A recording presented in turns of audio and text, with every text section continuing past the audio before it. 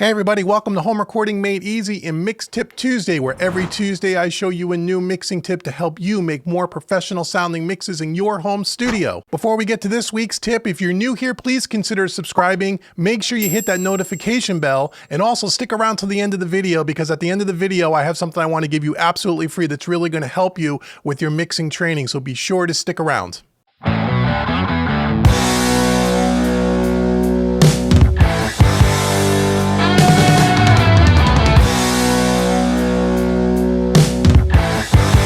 Okay, everybody, welcome. So this week, our Mix Tip Tuesday tip of the week is going to be what I call EQ filtering. Some people call it EQ sweeping. It's really a way to use high and low cut filters at the very beginning of your mix before you start adding a bunch of plugins to add some focus and some clarity to your overall tracks. Now, a lot of this is going to be highly dependent on the way the tracks are recorded. So where this technique will be most useful to you is when you don't have the greatest recorded tracks in the world, whether they're old sessions that maybe you've done yourself when you first started out, maybe the recording techniques wasn't as good, or if you have files that are sent to you and the recording the tracks themselves are not really EQ'd or well, or just overall mic placement, things like that. This will make more or less drastic of an effect, but it does work. It's something I use a lot, and I highly recommend you try it on your next project. So basically what you do, so we have a mix here, no plugins except for the first plugins, which we're going to talk about today.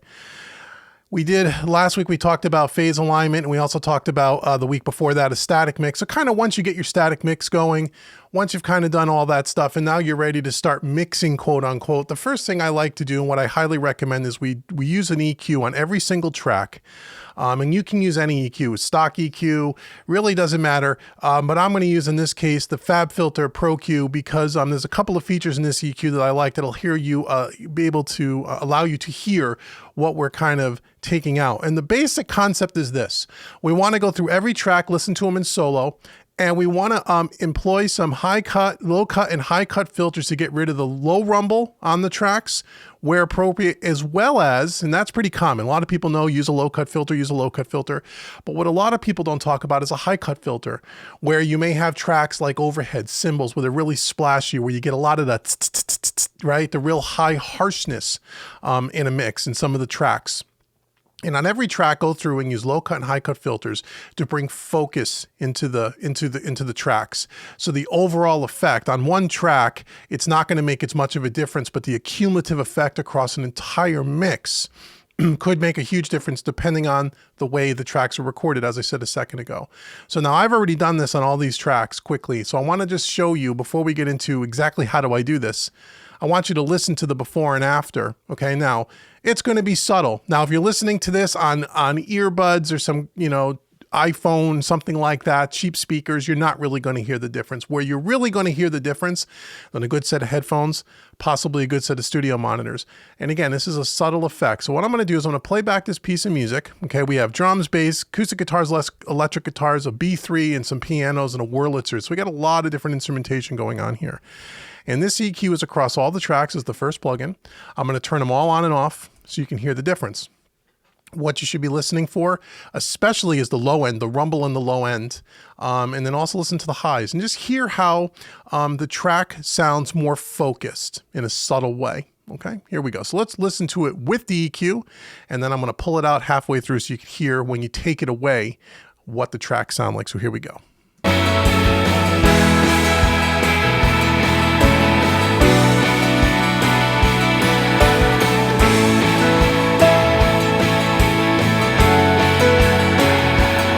Without it.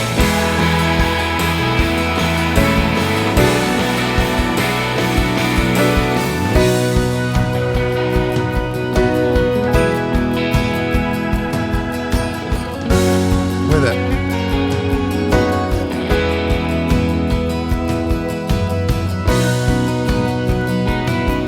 Without.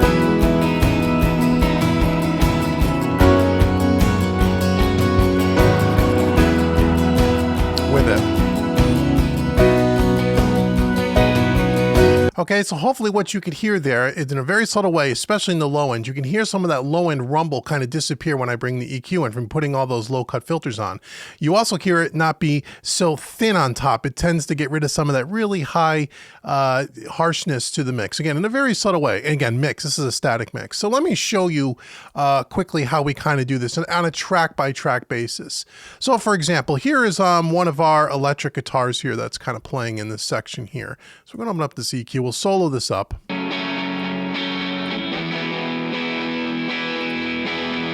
Okay, that's before the EQ.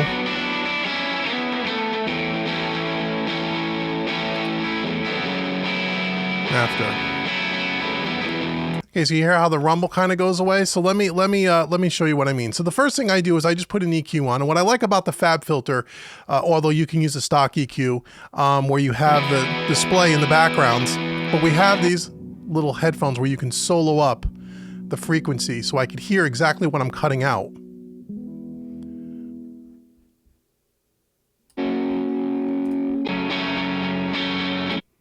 So what I do is I take a low cut and I bring it up to where all that rumble is. I want to get rid of all that. So what I'm getting rid of is everything you're listening to, 160 and lower. Same thing on the high end. Okay, we want to get past that 5-6K mark. Hear that up in that area where it sounds like staticky, very sizzly? I want to get rid of some of that, right around 9K. A little over, 9.5. That's without it. So without the EQ,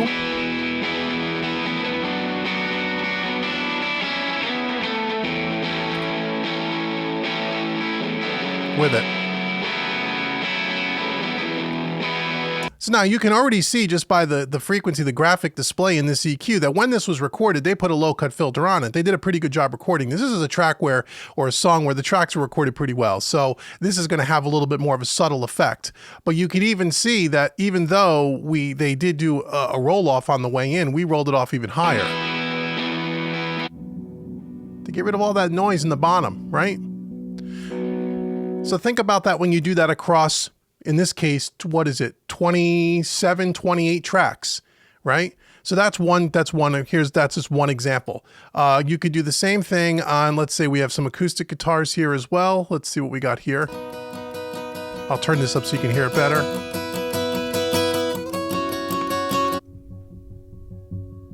Hear all that boominess in the bottom end? So again, take a low cut filter.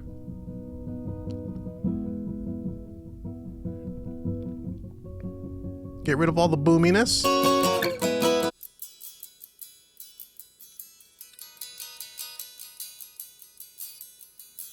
Okay, way on the top end here, around 15, 16K.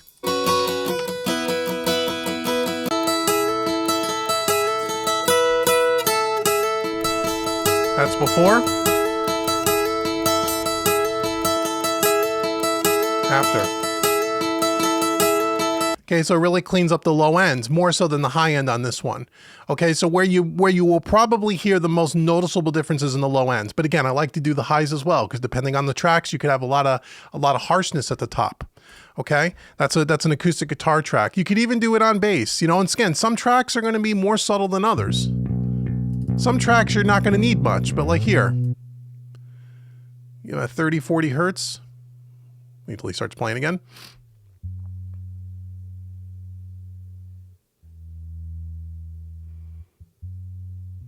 That real low stuff.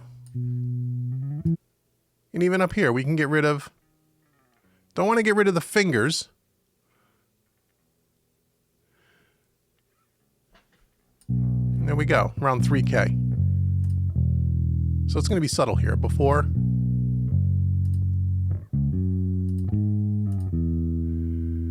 By taking away some of that low end, you tend to hear the higher notes a little bit more. Again, in a very subtle way. And I'll keep stressing that. It depends on how the tracks were recorded. Okay, so this is a great practice to do in all your mixes. Again, because it's going to bring more clarity and more focus to those instruments before you start using other plugins. Now, the other thing that you can do as well, and sometimes I'll do, and I'll show you this here, and is another thing, not just using high cut and low cut filters, but we can also do things like, let's see, like on overheads, where maybe we can start pulling out some of the nasty mid-range that typically happens in drums. Okay, so I've already done this on the low cut and the high cut. Get rid of some of that low stuff. Hear all that nastiness around 15K? But I can also now, whoops, narrow this up and we can get rid of some of that mid-range.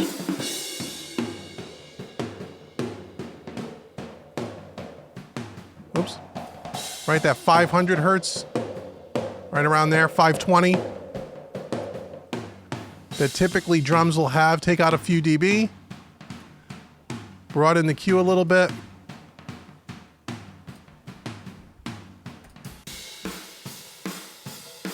I'll turn this up some more so you can hear it.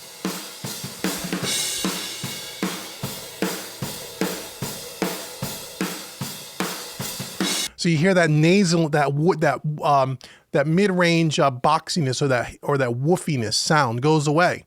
Right? So you could do the same thing on the other overhead. So this is another thing that you can do. When you're doing high and low cut filters, you also can go and check your mid-range. A lot of times I get mixes from students, and the mid-range is typically, there's two problem areas more times than not when I hear student mixes.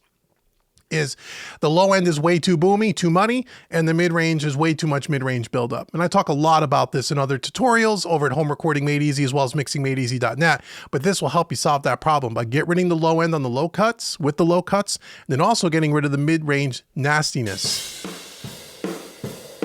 Here's the other overhead. Oops.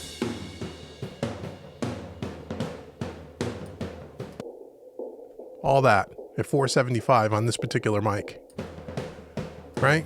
Pull a few dB out, broaden the Q a little bit more. If I bring the other overhead mic back in, and I just get rid of those two EQs just on those two tracks, I go over here so you can hear it better.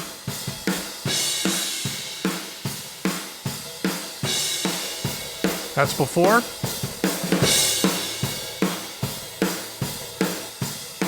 After. Big difference. Okay, so you go through each one of your tracks. You start with your low cut and your high cut filters, and you also go through and check your mid-range on things like drums, things like pianos.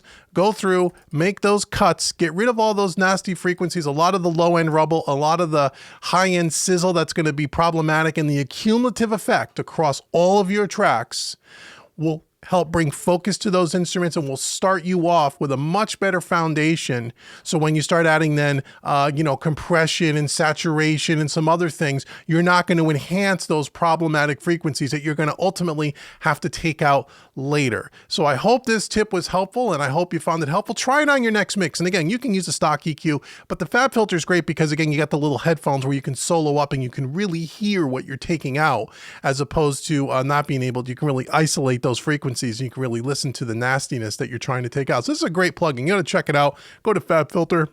You can demo it. I use it all the time, and I think there's a demo on Home Recording Made Easy's YouTube channel. So I said I was going to give you guys a free gift for sticking around and watching till the end of the video, and I do appreciate it. I want to give you a free gift. So if you go into the description box below, you're going to see a link to homerecordingmadeeasy.com. I want to give you 5 free mixing training courses. Again, 5 free courses worth about $210 US just for visiting homerecordingmadeeasy.com. If you haven't done so already, go in the description box, click the link right on the homepage, click on the orange button. You can't miss it. You'll have 5 free courses delivered directly to your inbox, and you can start employing some of these Mix Tip Tuesdays into these mixes. Also, there's going to be a coupon code for you. YouTube25 is the coupon code. YouTube25 will give you 25% off any one of my training courses at homerecordingmadeeasy.com. It's my way again to say thank you for watching this video, and I hope you found this Mix Tip Tuesday helpful to you. Again, homerecordingmadeeasy.com Also, check out mixingmadeeasy.net if you want to learn the craft of mixing in a very non-technical way, where we dive even deeper into the nuts and bolts of mixing. It's a great way for you for less than 50 cents a day to get some killer mixing training that's a lot more in depth than what I do here on YouTube. So click the links below. Go check out mixingmadeeasy.net. And until the next Mix Tip Tuesday video, I've been Dave with homerecordingmadeeasy.com. Make sure you subscribe.